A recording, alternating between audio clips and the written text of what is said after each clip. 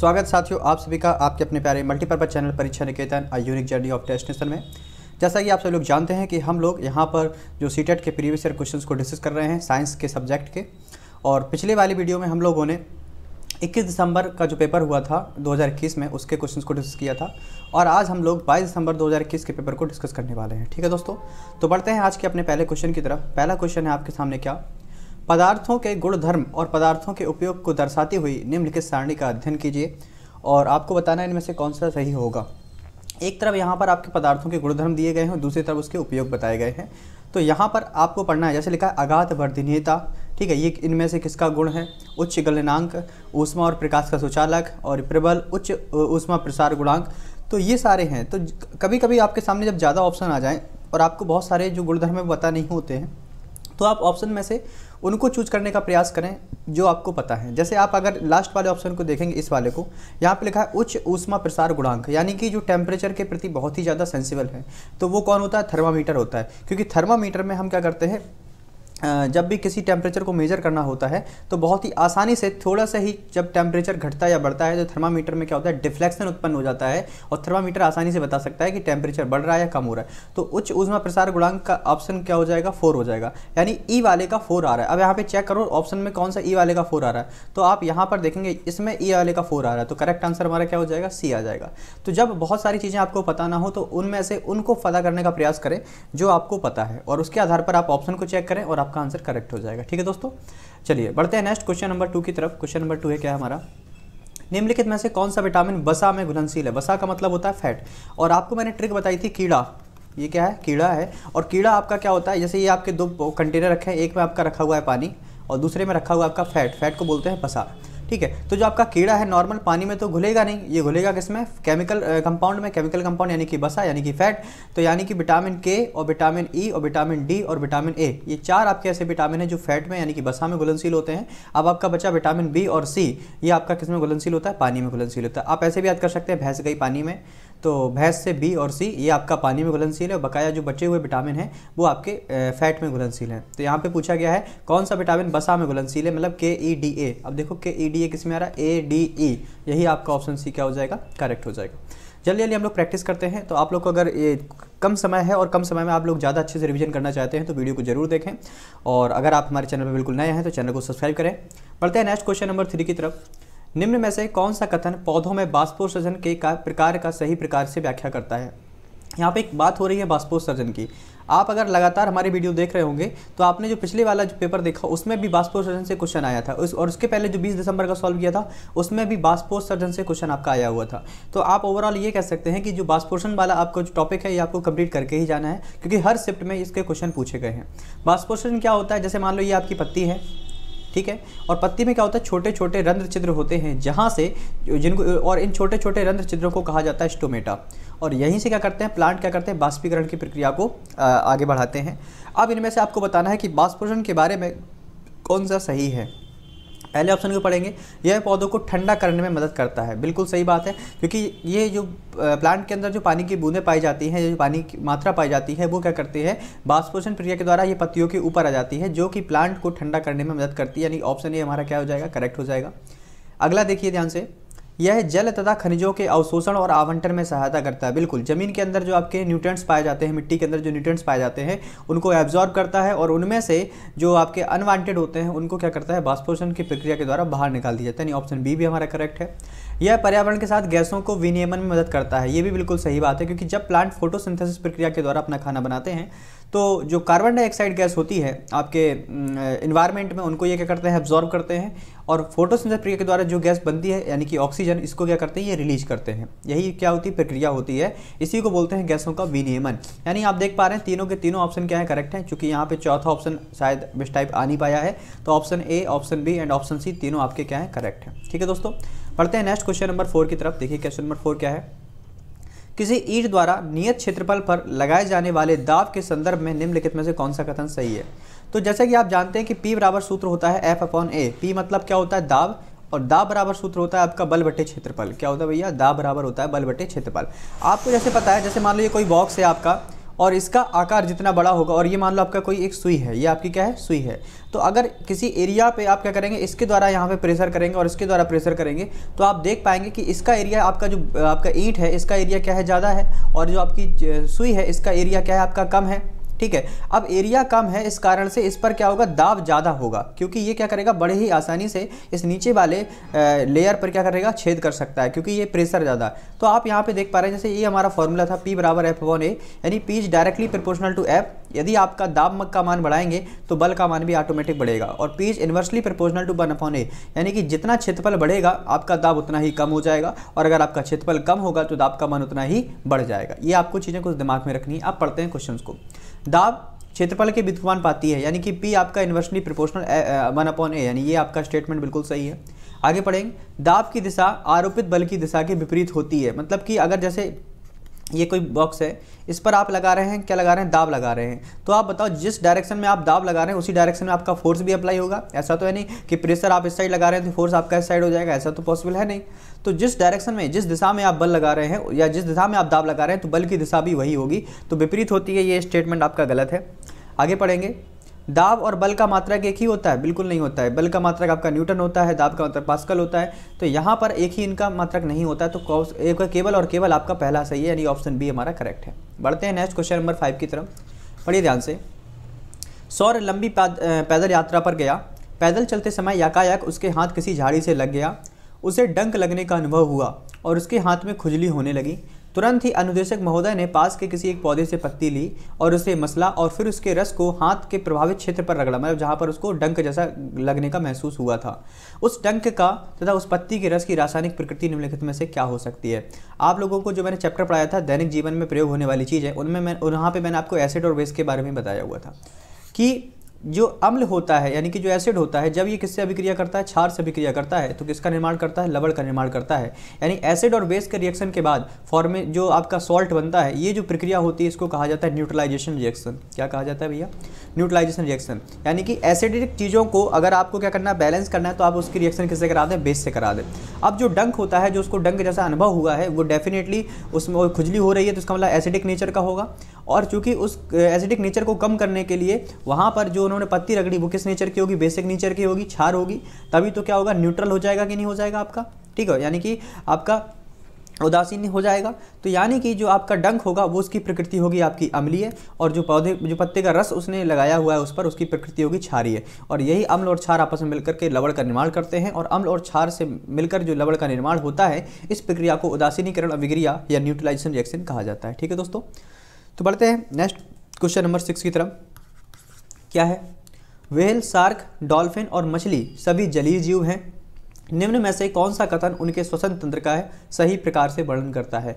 तो आपको पता होना चाहिए बहुत सारी मछलियां होती हैं, अधिकतर 19% आपकी जो मछलियां होती है वो गिल्स यानी कि गलफड़ों के द्वारा सांस लेती हैं, लेकिन कुछ मछलियां ऐसे भी हैं जो क्या करती हैं, अपने फेफड़ों के द्वारा सांस लेती हैं, और ये सांस लेने के लिए क्या करती हैं, जो आपका सतह होता है, वाटर की जो सरफेस होती है, इसके ऊपर आती हैं सांस लेने के लिए। अक्सर आपने डॉल्फिन वगैरह को देखा होगा, ये पानी में उछलती हुई आपको प्रतीत होती हैं। क्यों, इस दौरान वो इन्वायरमेंट में जो ऑक्सीजन हवा में अवेलेबल है उनसे वो सांस लेने के लिए आती हैं। अक्सर उसी प्रकार से आपके जो व्हेल मछली होती है, ये भी क्या करती है, आपके पानी के सरफेस पर आती है सांस लेने के लिए। तो व्हेल मछली और आपकी डॉल्फिन मछली दोनों में ही फेफड़े होते हैं और फेफड़ों के द्वारा ही सांस लेती है, तो ऑप्शन डी हमारा क्या हो जाएगा, करेक्ट।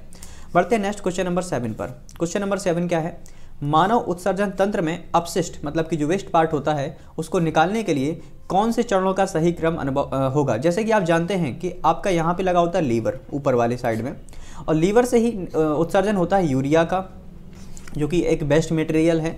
और ये यूरिया आती कहाँ पर है, सबसे पहले किडनी में आती है, किडनी के बाद आपकी आती है यूरेटर में, और यूरेटर के बाद फिर आपकी आती है यूरिनरी ब्लैडर में, और लास्ट में पहुँचती है यूरेथ्रा में। अब ये इनका पूरा क्या होता है, क्रम होता है, और यही आपको यहाँ पे बताना है। तो जो किडनी होती है, किडनी को हिंदी में कहा जाता है वृक्क, ठीक है, और जो आपका यूरेटर होता है इसको कहा जाता है मूत्रवाहिनी, ठीक है, और फिर आपका आता है यूरिनरी ब्लैडर जिसको कहा जाता है मूत्राशय। क्योंकि आपने ये यूरिनरी ब्लैडर का मुख्य काम ये क्या होता है कि अब आपके शरीर से लगातार यूरिया का उत्सर्जन होता है, लेकिन हम लोग क्या कर सकते हैं, लगातार इसको बाहर तो नहीं निकाल सकते हैं, स्टोर करके रखना पड़ता है, और बाद में जब यूरिनरी ब्लैडर पूरा भर जाता है इसका जो पाउच, उसके बाद क्या करते हैं हम लोग, यूराइन को रिलीज करते हैं। तो यानी कि यूरिनरी ब्लैडर का काम क्या होता है, यूराइन को स्टोर करने का, ये भी एक इंपॉर्टेंट यूज है। और बाद में यूरेथ्रा के द्वारा यानी कि मूत्र मार्ग के द्वारा जो आपका वेस्ट पार्ट है उसको क्या कर देते हैं, बाहर निकाल देते हैं। तो ये पूरी प्रक्रिया होती है। सबसे पहले आपका जो वेस्ट यानी कि यूरिया है वो कहाँ पर आया, वृक्क में आया, उसके बाद मूत्रवाहिनी में आया, फिर मूत्राशय में एकत्रित हुआ और उसके बाद में मूत्र मार्ग से द्वारा बाहर निकल गया। तो इनका अगर आप सही क्रम देखेंगे तो पहले वृक्क, फिर मूत्रवाहिनी, फिर मूत्राशय, फिर मूत्र मार्ग, यानी ऑप्शन सी हमारा क्या हो जाएगा, करेक्ट हो जाएगा। किडनी, यूरेटर, यूरिनरी ब्लैडर और लास्ट में आपका यूरेथ्रा। बढ़ते हैं नेक्स्ट क्वेश्चन नंबर 8 की तरफ। क्वेश्चन नंबर 8 ध्यान से देखिएगा। यहाँ पे आपको जो रिप्रोडक्शन मेथड बताया गया कि किसका रिप्रोडक्शन किस तरीके से किया जाता है और यहाँ पर वो प्लांट दिए गए हैं। तो जैसा कि पहला क्वेश्चन था, पहले क्वेश्चन में भी अब मैंने आपको ये बताया था कि जब आपको बहुत सारी चीज़ें पता ना हो तो आप उस ऑप्शन को पता करने का प्रयत्न करें जो आपको पता है। अब यहाँ पर आपके सामने कटिंग दिया, बीजाणु निर्माण दिया, विखंडन दिया, मुकुलन दिया है, कई प्रकार के आपके रिप्रोडक्शन मेथड बताए गए हैं और आपको इसमें से बताना है कि कौन सा प्लांट के लिए कौन सा रिप्रोडक्शन किया जाता है। तो जैसा कि सभी लोग जानते हैं कि जो कटिंग होती है वो किसकी लगाई जाती है, गुलाब की कटिंग लगाई जाती है। अक्सर आपने देखा होगा कि जो गुलाब का पौधा होता है इसमें डायरेक्टली सीड वगैरह नहीं होते हैं, तो इसकी क्या करते हैं, जो आपकी स्टेम होती है यानी कि जो तना होता है, इसकी कटिंग लेते हैं पेंसिल के आकार की या पेन के आकार की और इसको मिट्टी में क्या कर देते हैं, लगा देते हैं। तो यही कटिंग क्या कर देती है, एक नए प्लांट को जन्म दे देती है। इसी को क्या कहते हैं, ये आपका कटिंग रिप्रोडक्शन मेथड है। तो कटिंग रिप्रोडक्शन मेथड किस पे प्रयोग किया जाता है, गुलाब में किया जाता है। यानी कि अब आपको ऑप्शन की ओर जाना है कि आपका ए का फर्स्ट कौन सा सही है। तो आप देख रहे हैं केवल ऑप्शन बी है जिसमें आपका ए का फर्स्ट सही है। जो कटिंग है वो किसकी की जाती है, गुलाब की जाती है। उसी प्रकार से बीजाणु निर्माण ये प्रक्रिया किसकी होती है, फर्न में होती है। विखंडन की जो प्रक्रिया होती है ये आपका स्पाइरोगोरा इसके अंतर्गत आता है और जो मुकुलन होता है ये ईस्ट के अंतर्गत होता है। ठीक है, तो ये आपकी विधियाँ दी गई हैं, आप इनको पढ़ सकते हैं। बढ़ते हैं नेक्स्ट क्वेश्चन नंबर 9 की तरफ। क्या लिखा हुआ है, पढ़िए ध्यान से। रासायनिक अभिक्रिया में शामिल पदार्थों के निम्नलिखित पहलुओं पर विचार करना। यानी कि यहाँ पे जो पूरा क्वेश्चन पूछा गया है ये पूछा गया केमिकल रिएक्शन पे बेस्ड है ये पूरा क्वेश्चन। ठीक है, क्या है केमिकल रिएक्शन में, देखते हैं। सभी पदार्थों की भौतिक अवस्थाएं कैसी होती है। अब आपको ये बताना है क्या रासायनिक अभिक्रिया होने से पहले और बाद में समान रहता है, ये आपको पूछा गया है। आपको पहले तो ये चारों स्टेटमेंट पढ़ने पड़ेंगे।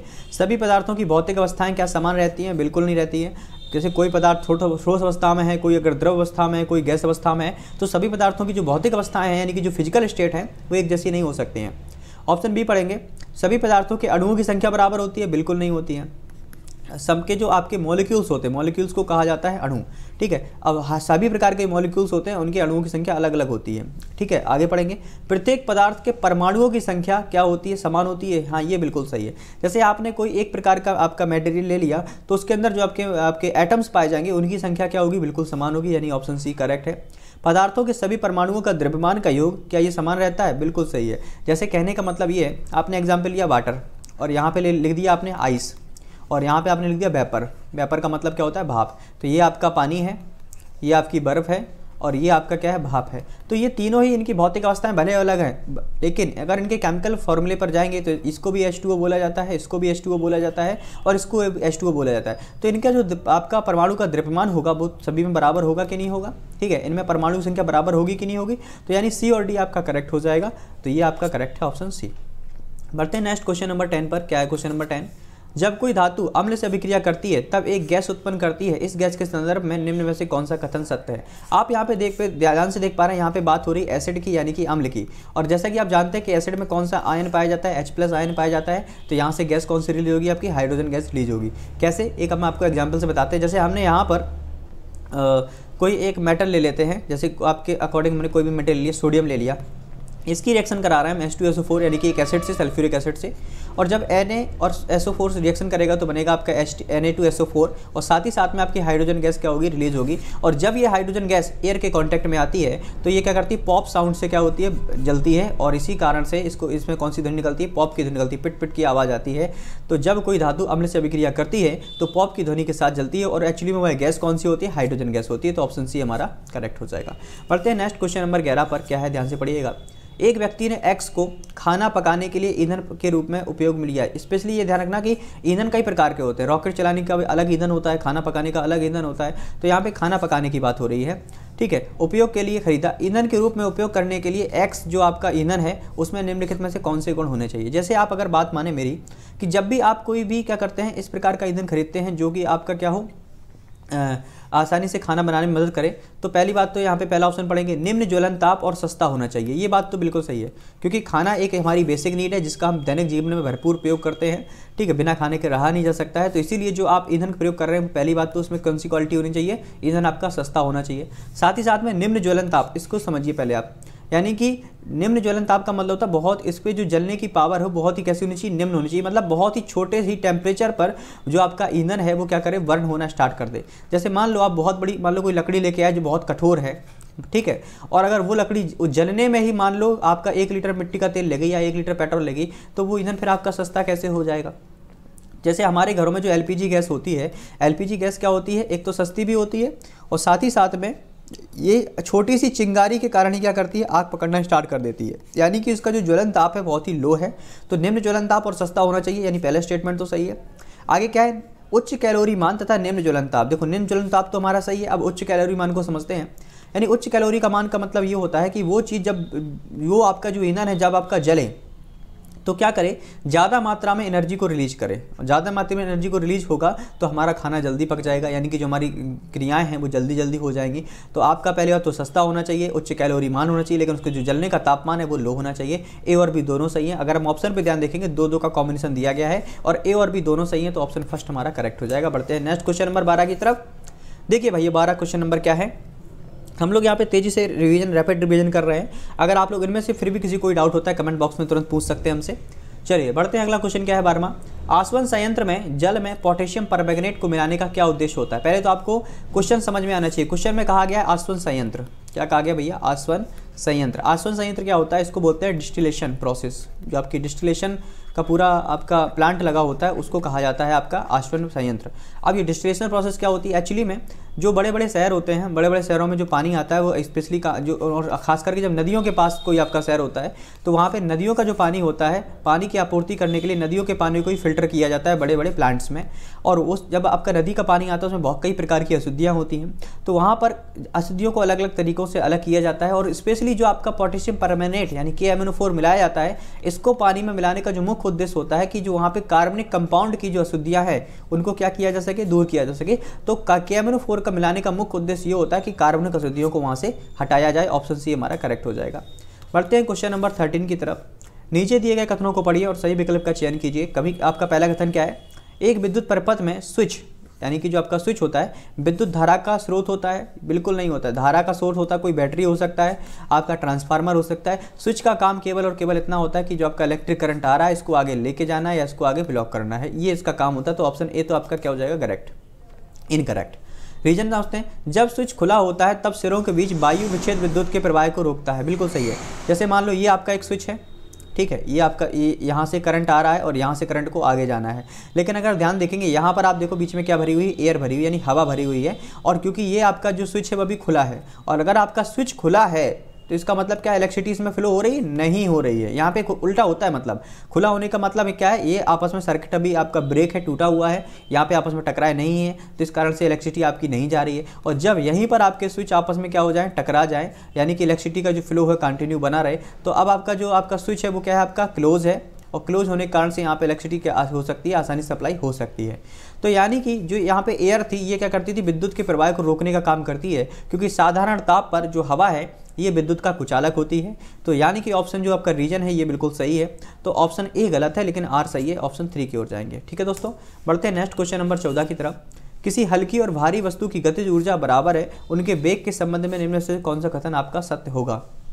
हल्की और भारी वस्तु की बात हो रही है यहाँ पर, तो आप अगर ध्यान से देखें, जैसे एक आपका ये द्रव्यमान m1 की कोई वस्तु, एक द्रव्यमान m2 है, ठीक है। हम m1 को हमने मान लिया ये वस्तु क्या है, भारी है, और m2 को हमने क्या मान लिया, हल्की है। लेकिन दोनों के ऊपर जो लगने वाला आपका गतिज ऊर्जा है, गतिज ऊर्जा का सूत्र क्या होता है, हाफ mv², यानी कि जो गतिज ऊर्जा है ये आपके मास के डायरेक्टली प्रोपोर्शनल होती है। तो अगर मास ज़्यादा होगा तो गतिज ऊर्जा भी ज़्यादा होगी, लेकिन गतिज ऊर्जा क्या होती है, वही क्या करेगी, वेग का रिजल्टेंट होता है। लेकिन क्वेश्चन में क्या पूछा गया, भारी वस्तु का वेग हल्की वस्तु के वेग से अधिक होगा। अब बताओ भैया, जब एक ही गतिज ऊर्जा से फेंक रहे हैं आप, तो इस वस्तु का जो m2 वस्तु है इसका द्रव्यमान यानी कि कम है, ये मान लो आपके मान लीजिए 2 किलो की है, ये आपकी मान लो 40 किलो की है। सुना ध्यान से, तो जब आप इनको एक ही गतिज ऊर्जा के साथ फेंकेंगे तो ये बताओ 2 किलोग्राम वाली वस्तु तेज जाएगी या 40 किलोग्राम वाली तेज जाएगी। डेफिनेटली आपकी 2 किलोग्राम वाली जाएगी, क्योंकि उसका वजन क्या होता है, कम। तो भारी वस्तु का वेग हल्की वस्तु से अधिक होगा, ये तो आपका गलत हो गया। दोनों का एक समान वेग होगा, नहीं होगा, क्योंकि दोनों वस्तुओं का जो द्रव्यमान है वो अलग अलग है। भारी वस्तु का वेग हल्की वस्तु से क्या होगा, कम होगा, ये बिल्कुल सही है। वेग की तुलना नहीं की सकती, ऐसा तो कुछ है नहीं। चलिए बढ़ते हैं क्वेश्चन नंबर 15 की तरफ। भूपर्पटी के भीतर का वह स्थान कौन सा है जहां भूकंप उत्पन्न होते हैं। जैसे मान लो ये आपकी पृथ्वी है, पृथ्वी से मान लो यहाँ पर ये आपका यहाँ से क्या होती भूकंप निकलना मान लो स्टार्ट हुआ, इस तरीके से लहरें आपकी जा रही हैं, और यहाँ पर जो आपका जहाँ से भूकंप स्टार्ट होता है इसको बोलते हैं भूकंप का फोकस। क्या बोलते हैं भैया इसको? भूकंप का फोकस, और इसी को कहा जाता है भूकंप का केंद्र। पृथ्वी के अंदर जो होता है उसको भूकंप का केंद्र कहते हैं, और इसी के लंबवत जो ऊपरी सतह होती है पृथ्वी की, इसको बोला जाता है अधिकेंद्र। क्या बोला जाता है भैया? अधिकेंद्र बोला जाता है। तो अगर आपसे पृथ्वी की सतह की बात करेंगे तो यही क्षेत्र आपका अधिकेंद्र कहलाएगा, लेकिन यहाँ पूछा है भूपर्पटी के भीतर की बात हो रही है तो इसको क्या कहेंगे? भूकंप का केंद्र, सॉरी ये भूकंप का फोकस कहेंगे। ऑप्शन ए हमारा करेक्ट है। ठीक है दोस्तों, बढ़ते हैं क्वेश्चन नंबर 16 की तरफ। किसी शिक्षक ने विद्यार्थियों से एक चुंबक को विचुंबकित करने की विधि का सुझाव देने के लिए कहा, कुछ उत्तर दें। यानी कि आपकी कोई एक मैग्नेट है और इस मैग्नेट से जो आपका मैग्नेटिक इफेक्ट होता है, यानी कि चुंबकत्व का जो गुण होता है, उसको क्या करना है? डीमैग्नीफाई करना है, यानी कि उसको हटाने का काम करना है। तो कोई भी जो चुंबक होती है, कोई भी जो मैग्नेट होती है, उसमें मैग्नेटिज्म का अगर आपको गुण हटाना है तो उसकी बहुत सारी विधियाँ होती हैं, और उन्हीं में से यहाँ पे 4-5 स्टेटमेंट लिखे हैं। आपको ये बताना है कि किस विधि के द्वारा आप किसी मैग्नेट का जो मैग्नेटिज्म है यानी कि चुंबकत्व है उसको खत्म कर सकते हैं। तो पहला ऑप्शन दिया गया चुंबक को कई बार भूमि पर गिराओ। ये बात बिल्कुल सही है। जब आप किसी मैग्नेट को, जैसे आपकी ये मैग्नेट है, इसको बार बार जमीन पर पटक रहे हैं, ऊपर उठा रहे हैं, फिर पटक रहे हैं, फिर उठा रहे हैं, तो इससे क्या होगा? धीरे धीरे उसका जो चुंबकत्व का गुण है वो क्या हो जाएगा? कम होना स्टार्ट कर देगा, और धीरे धीरे आपका क्या हो जाएगा? खत्म हो जाएगा। ठीक है, अगला क्या है? चुंबक के 2 टुकड़े कर दें। ये स्टेटमेंट गलत है, क्योंकि अगर आप कोई चुंबक उसको अगर 2 टुकड़े करेंगे तो फिर से नॉर्थ पोल और साउथ पोल बन जाएंगे, फिर टुकड़े करेंगे फिर से नॉर्थ पोल और साउथ पोल बन जाएंगे। लेकिन यानी कि बीच में जो आपका मैग्नेटिक का एक प्रभाव होगा, मैग्नेटिक चुंबकत्व का जो प्रभाव होगा, उसमें किसी प्रकार का अंतर नहीं आएगा। तो यानी कि ऑप्शन बी तो ये जो बी वाला स्टेटमेंट है ये इनकरेक्ट हो जाएगा। चुंबक को गर्म करें, ये बिल्कुल सही है कि अगर आप किसी मैग्नेट को गर्म करते हैं तो उसके अंदर चुंबकत्व का गुण धीरे धीरे क्या होता है? कम होना स्टार्ट हो जाता है। चुंबक को जल में फेंको, इससे कोई प्रभाव नहीं पड़ेगा। चुंबक को हथौड़ों से पीटो, इससे भी क्या होता है? उसका चुंबकत्व का जो आपका प्रभाव है वो कम हो जाएगा। तो आप अगर ध्यान से देखेंगे, आपका ए वाला स्टेटमेंट करेक्ट है, सी वाला करेक्ट है, ई वाला करेक्ट है, तो ऑप्शन सी हमारा करेक्ट हो जाएगा। ए सी ई दोनों ही क्या है? किसी भी मैग्नेट को डीमैग्नीफाई करने के लिए एक बहुत ही अच्छी विधियाँ हो सकती है। बढ़ते हैं क्वेश्चन नंबर 17 पर। क्या है? नीचे दिया गया कि कौन सा कथन सत्य नहीं है? लैटेनिक घर्षण सर्पी घर्षण से अधिक होता है, सर्पी घर्षण स्थैतिक घर्षण से कम होता है, स्थैतिक घर्षण लैटेनिक घर्षण से कम होता है, सर्पी घर्षण लैटेनिक घर्षण से अधिक होता है। तो यहाँ पे ये 3 चीज़ें आपको समझनी पड़ेंगी, इनको इंग्लिश में समझो। जो आपका लैटेनिक घर्षण लिखा हुआ है, क्या लिखा हुआ भैया? लैटेनिक घर्षण। इस लैटेनिक घर्षण को कहा जाता है रोलिंग फ्रिक्शन। क्या कहा जाता है भैया? ये आपका रोलिंग फ्रिक्शन होता है। और जो आपका सर्पी घर्षण लिखा हुआ है, ठीक है, ये आपका स्लाइडिंग फ्रिक्शन होता है। स्लाइड जो आपका तिरछी नत तल होता है उसको स्लाइडिंग फ्रिक्शन कहते हैं। और जो आपका स्थैतिक घर्षण लिखा हुआ है इसको बोलते हैं स्टैटिक फ्रिक्शन। क्या बोलते हैं भैया? स्टैटिक फ्रिक्शन बोलते हैं। अब यहाँ पे अगर फिगर से आप समझने का प्रयत्न करें, जैसे मान लो ये कोई मेज है, यहाँ पर अगर ये वस्तु सीधी अवस्था में रखे हुए है तो जिस कारण से रखी हुई है इसको बोला जाता है स्थैतिक घर्षण। क्या कहा जाता है भैया? इसको स्थैतिक घर्षण। और अगर कोई वस्तु इस प्रकार से रखी हुई है, यहाँ पर कोई आपकी वस्तु है, ये देखो ध्यान से, ये वस्तु जब नीचे आएगी तो जिस कारण से आएगी उसको कहा जाएगा सर्पी घर्षण, यानी कि स्लाइडिंग फ्रिक्शन। क्या कहा जाएगा भैया? स्लाइडिंग। और वहीं पर अगर आपकी कोई वस्तु गोल गोल आकृति की है तो शायद में स्लाइड तो करेगी ही करेगी, और स्लाइड के साथ साथ क्या करेगी? रोल भी करेगी। ठीक है, तो यहाँ पर अगर आप ध्यान से देखें, क्या पूछा? लैटेनिक घर्षण होता है, यानी कि जो रोलिंग फ्रिक्शन होता है, क्या ये सर्पी घर्षण से अधिक होता है? घर्षण का मतलब क्या होता है? चलने से रोकने के लिए एक प्रकार का बल। तो अगर आप ध्यान से देखेंगे तो रोलिंग फ्रिक्शन जब आपका अगर कोई वस्तु रोल करेगी तो डेफिनेटली क्या होगी? जल्दी आ जाएगी। इसमें आपका जो रोलिंग फ्रिक्शन होता है वो आपका ये स्लाइडिंग फ्रिक्शन है, उससे क्या होता है? ये कम होता है, ना कि ये क्या होता है? अधिक होता है। तो अगर आप ध्यान से देखेंगे कौन सा आपका करेक्ट ऑप्शन हो जाएगा, देखो यहाँ पे क्या लिखा हुआ है? रोलिंग फ्रिक्शन जो आपका है वो स्लाइडिंग फ्रिक्शन से क्या होता है? ज़्यादा होता है। ये बिल्कुल गलत है। अब आपका फिर दिया गया है स्लाइडिंग फ्रिक्शन होता है, स्टैटिक फ्रिक्शन से क्या होता है? कम होता है। नहीं, सबसे ज़्यादा जो फ्रिक्शन होता है वो स्थैतिक का ही होता है। स्थैतिक घर्षण यानी कि जो आपका स्टैटिक फ्रिक्शन है वो आपका रोलिंग फ्रिक्शन से क्या होता है? अधिक होता है। ये बात बिल्कुल सही है। और फिर आपका नीचे वाला दिया गया है क्या? सर्पी घर्षण, यानी कि जो आपका सर्पी घर्षण को बोलते हैं स्लाइडिंग फ्रिक्शन, आपका रोलिंग फ्रिक्शन से क्या होता है? अधिक होता है। ये भी आपका स्टेटमेंट सही है, लेकिन पहला वाला आपका क्या हो जाएगा? ये इनकरेक्ट है, तो ये आपका सही है। ठीक है, बढ़ते हैं नेक्स्ट क्वेश्चन नंबर 18 पर। किसी उच्च अपवर्तनांक के द्रव माध्यम में डुबोया गया उत्तल लेंस किसकी भांति कार्य करता है। पहले तो आपको ये समझना पड़ेगा, ये आपका कौन सा लेंस है, ये अवतल लेंस है। अवतल लेंस क्या होते हैं, बीच में पतले होते हैं, किनारों पर मोटे होते हैं, ठीक है। और अगर उत्तल लेंस की बात करेंगे तो ये क्या होते हैं, बीच में मोटे होते हैं, किनारों पर क्या होते हैं, पतले होते हैं। तो यहाँ पर जब अवतल लेंस में कोई प्रकाश की किरण जाती है तो वो क्या होती है, डाइवर्जेंट का काम करती है, मतलब कि फैल जाती है प्रकाश की किरण इस ऊपर की ओर, ठीक है। और अगर वहीं उत्तल लेंस की बात करेंगे, यहाँ पे जब कोई प्रकाश की किरण आती है तो ये क्या होती है, कन्वर्ज हो जाती है किसी एक स्थान पर, इस प्रकार से इसको फोकस कहा जाता है। तो हमारी आंखों में भी क्या होता है, कन्वर्जेंट लेंस लगे होते हैं। तो बाहर से बनने वाले जो प्रतिबिंब होते हैं हमारी आंखों के रेटिना पर फोकस हो जाते हैं। तो हमारे आंखों में कौन सा लेंस लगा होता है, उत्तल लेंस लगा होता है। क्लियर हो गई ये बात। अब यह पूछा गया है किसी उच्च अपवर्तनांक के द्रव माध्यम में डुबोया गया उत्तल लेंस, मान लो ये आपका लिक्विड है, ठीक है, जिसका अपवर्तनांक बहुत ही ज़्यादा है, यहाँ पे उत्तल लेंस लगाया हुआ है। जैसे अगर आप किसी कागज़ को आप किसी लिक्विड में रखते हैं तो वो अक्षर आपको उभरे उभरे प्रतीत होते हैं। तो यानी कि उभरे उभरे प्रतीत का मतलब क्या होगा कि वो आपकी जो किरणें हैं वो आपकी क्या हो रही है, डाइवर्ज हो रही हैं। डाइवर्ज हो रही मतलब फैल रही हैं। तो ये अपसारी लेंस की भांति कार्य करेंगे। और अपसारी लेंस के जो गुण होते हैं वो किसमें होते हैं, आपके अवतल लेंस में होते हैं। तो इसका आंसर करेक्ट हो जाएगा आपका अवतल लेंस, लेकिन अवतल लेंस होगा, दर्पण नहीं होगा। अवतल लेंस को अपसारी लेंस भी कहते हैं। तो ऑप्शन ए हमारा करेक्ट है। बढ़ते हैं क्वेश्चन नंबर 19 पर। ध्वनि का वह अभिलक्षण कौन सा है जिसके कारण से समान तारत्व तीव्रता की दो विभिन्न ध्वनियों के बीच विभेदन यानी कि अंतर किया जा सकता है। अब आप अगर यहाँ जान के, जैसे ये आपका खड़ा हुआ एक लड़का और ये खड़ी हुई है एक लड़की, ठीक है, दोनों ही क्या कर रहे हैं, समान तीव्रता से, यानी कि ये भी सेम, जैसे मान लो ये 50 डेसिबल के साउंड से चिल्ला रहा है, लड़की भी 50 डेसिबल के साउंड से चिल्ला रही है, ठीक है। इनका जो आपका तारत्व है, इनकी जो तीव्रता है वो लगभग दोनों की समान है, लेकिन फिर भी आप इनमें अंतर कैसे कर सकते हैं, तो गुण के आधार पर ये आप अंतर बता सकते हैं कि ये लड़के की आवाज़ है, ये लड़की की आवाज़ है। तो यानी गुणता, ऑप्शन बी हमारा करेक्ट हो जाएगा। स्टैटिक वाले पार्ट का आपका क्वेश्चन नंबर 20 है ये। उसके बाद 10 क्वेश्चन आपके पेडागोजी के होते हैं। पढ़िए ध्यान से स्टेटमेंट। रेफ्रिजरेटर के पाइपों पर काला पेंट किया जाता है क्योंकि ये अच्छे अवशोषक व अच्छे विकिरक होते हैं।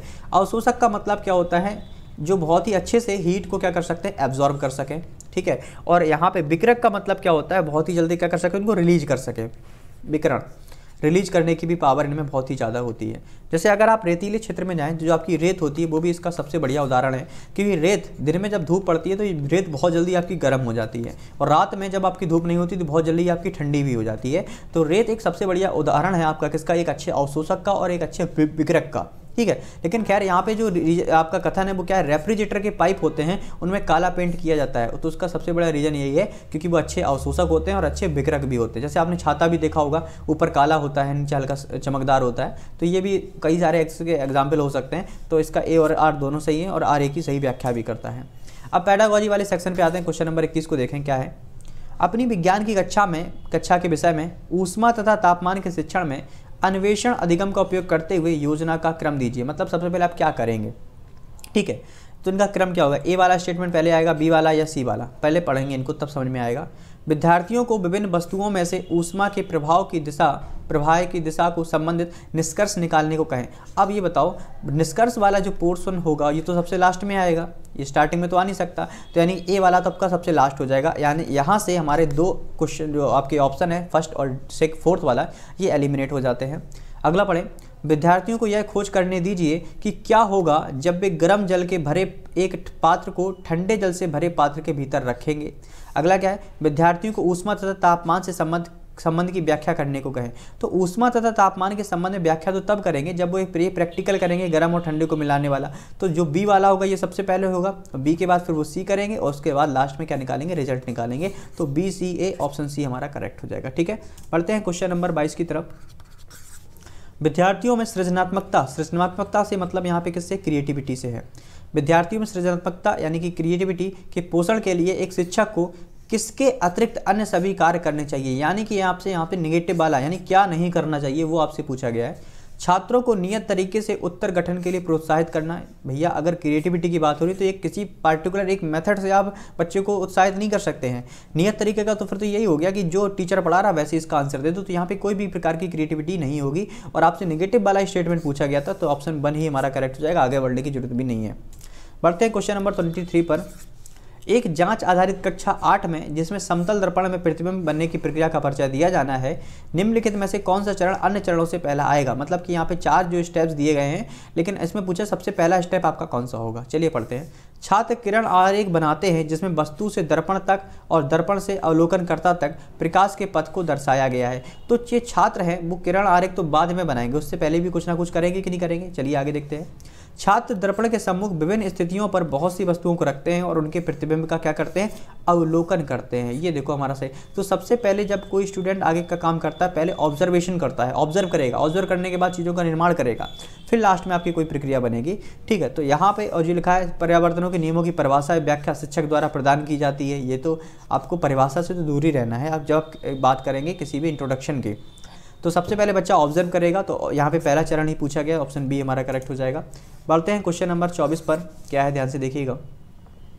विद्यालय में ऊर्जा संरक्षण के विभिन्न तरीकों को समझाने में अपने विद्यार्थियों की मदद करने के लिए एक शिक्षिका समस्या समाधान रणनीति का प्रयोग करना चाहती है। मतलब प्रॉब्लम सॉल्विंग की बात हो रही है यहाँ पे। किसकी बात हो रही है, प्रॉब्लम सॉल्विंग। तो जब भी प्रॉब्लम सॉल्विंग की बात होती है तो उसके लिए आपको क्या करना चाहिए, जैसे पूछा ऊर्जा उपयोग संबंधित आंकड़ों को एकत्रित करना, अपव्ययी व्यवहारों को पहचान करना, उठाए गए चरणों को प्रभावशीलता का मूल्यांकन तो आपका बाद में होता है, जागरूकता अभियान जैसे उपचारात्मक तरीके अपना ये भी बाद में होता है। तो सबसे पहले समस्या का क्या की जाती है, पहचान की जाती है। ठीक है, तो पहचानना यानी ऑप्शन बी हमारा करेक्ट हो जाएगा।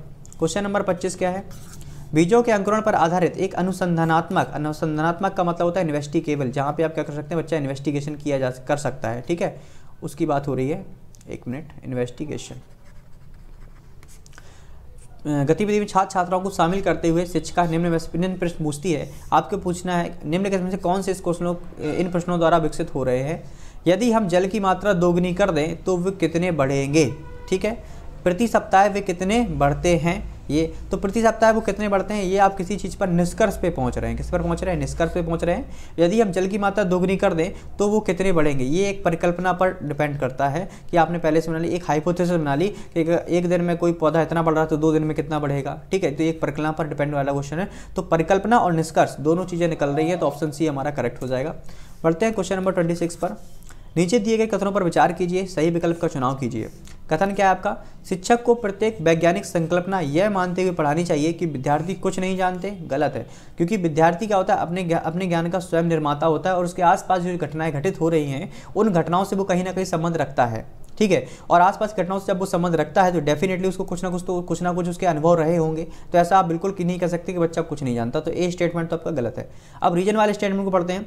विज्ञान एक अमूर्त विषय है, बिल्कुल गलत है, जिसमें वैज्ञानिक संकल्पनाओं के बीच कोई स्पष्ट अंतर संबंध नहीं है। भैया सीधी बात करें, विज्ञान है और वैज्ञानिक संकल्पनाओं से अंतर संबंध नहीं है। तो अभिकथन और कारण दोनों के दोनों गलत हैं आपके। ठीक है, डी करेक्ट हो जाएगा। बढ़ते हैं क्वेश्चन नंबर 27 पर।